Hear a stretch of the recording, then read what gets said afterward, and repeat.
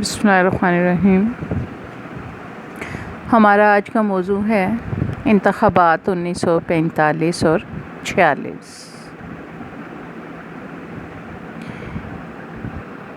پچھلی کلاس میں ہم نے شملہ کانفرنس کی ناکامی کا حوالہ دیکھا تھا کہ مسلمان نمائندگی کی بنیاد جو ہندوؤں کی طرف سے آ رہی تھی اس سے انکار پہ شملہ کانفرنس ناکام ہو گئی۔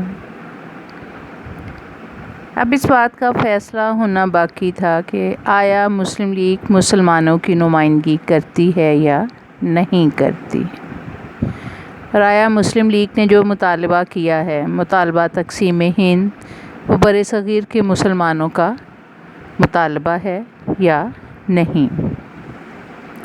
مختلف سیاسی جماعتوں کی عوام میں کیا حیثیت ہے۔ اب ان سب کا فیصلہ جون سا ہے وہ انتخابات نے کرنا تھا۔ دوسری طرف حکومت برطانیہ پر امریکہ کی طرف سے بھی دباؤ تھا کہ بر صغیر کے سیاسی مسائل کا حل اب ڈھونڈ لیا جائے۔ چنانچہ حکومت نے عام انتخابات کا اعلان کیا۔ دسمبر 1945 میں مرکزی اسمبلی کے اور جنوری 1946 میں صوبائی اسمبلیوں کے انتخابات کروانے کا فیصلہ ہوا۔ ہم دو بڑی جماعتوں کے حوالے سے دیکھیں تو مسلم لیگ کا منشور تقسیم ہند کا منشور تھا۔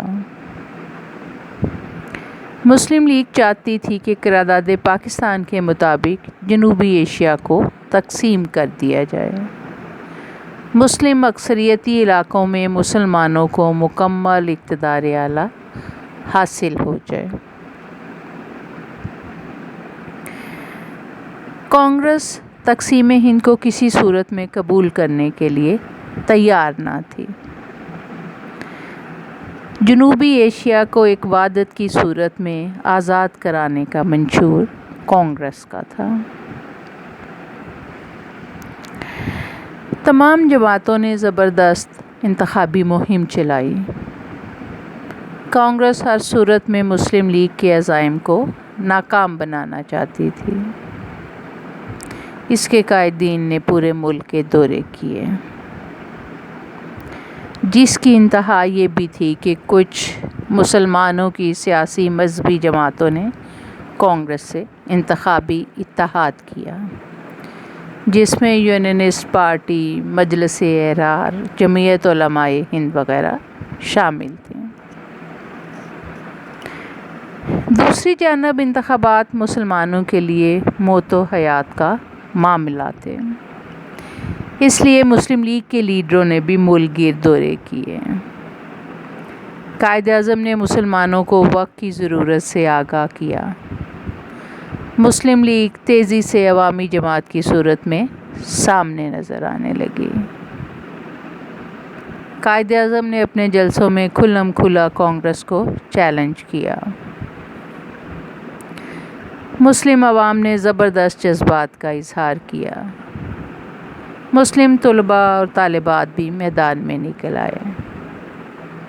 شہر شہر اور قریہ قریہ لیگی کارکنوں کی ٹولیاں پہنچیں۔ فضا پاکستان زندہ باد کے نعروں سے گونجنے لگی اور ہر طرف یہ نعرہ سنائی دیتا تھا، بن کے رہے گا پاکستان، لے کے رہیں گے پاکستان۔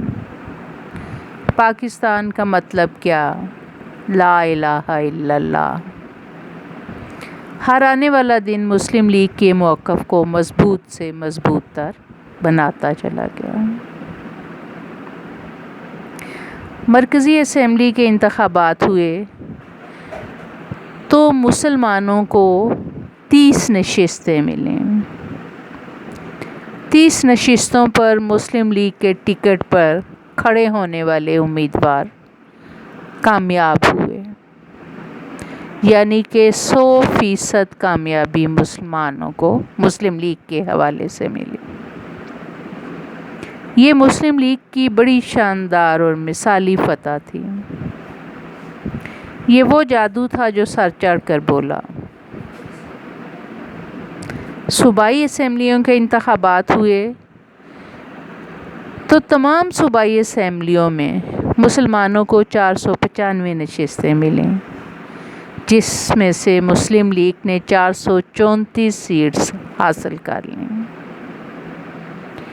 یعنی کہ مرکز میں 100% اور صوبوں میں 90% کامیابی مسلمانوں کو ملی۔ یہ شاندار فتح تھی۔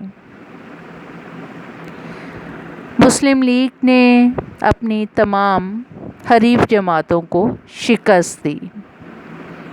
اب پاکستان کو بننے سے کوئی طاقت روک نہیں سکتی تھی، اور انتخابی نتائج نے پاکستان کی بنیاد مضبوط کر لی۔ یعنی کہ جن وجوہات کی بنا پر ہندوستان میں انتخابات ہوئے، مسلم لیگ نے جو موقف اختیار کیا تھا، مسلم لیگ اپنے موقف پر ڈٹی ہوئی تھی، اور اب دنیا نے دیکھ لیا تھا کہ ہندوستان کے مسلمان مسلم لیگ کے تحت منظم ہیں۔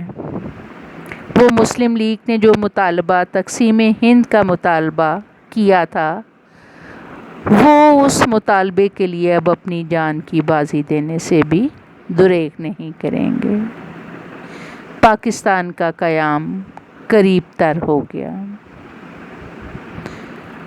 آگے آنے والے وقت میں 1946 کے حوالے میں اگر ہم دیکھیں تو حکومت برطانیہ کی طرف سے ایک مشن آیا جو کہ کچھ تجاویز کے ساتھ آیا۔